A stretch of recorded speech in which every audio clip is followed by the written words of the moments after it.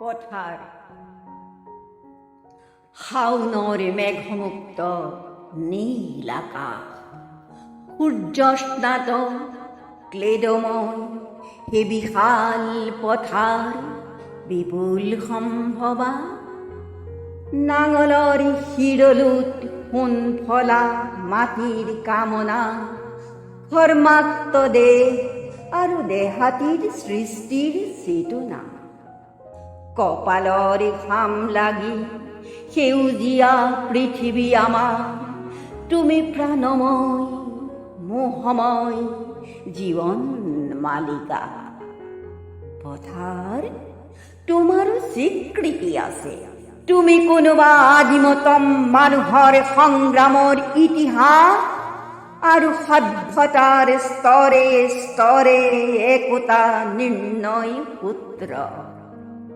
মৃত ম্লান কৃষকৰ সাধনা কঠোৰ, নিৰন্ন বিমৰ্ষ আৰু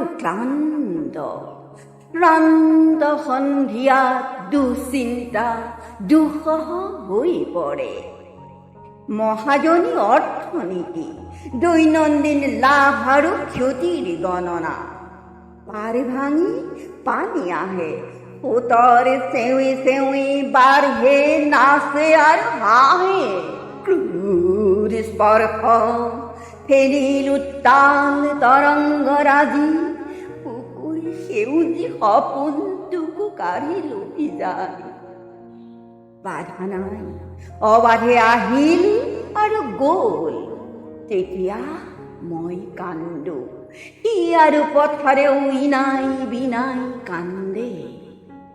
বিচিত্ৰ অভিব্যক্তি, সন্মিলিত কৃষকৰ সমস্যাৰ দৃঢ়কণ্ঠ বিননিত বিদ্ৰোহৰ জাগৰণ আহে, অভ্যুদয় প্ৰভাতী চেতনা, অগ্নি দীক্ষা দ্ৰুত অভিযান অবিৰাম, অধিকাৰ সংগ্ৰামৰ পথাৰত শ্ৰমজীৱী মানুহৰ তেজে ৰঙা ইতিহাস লিখা হয়।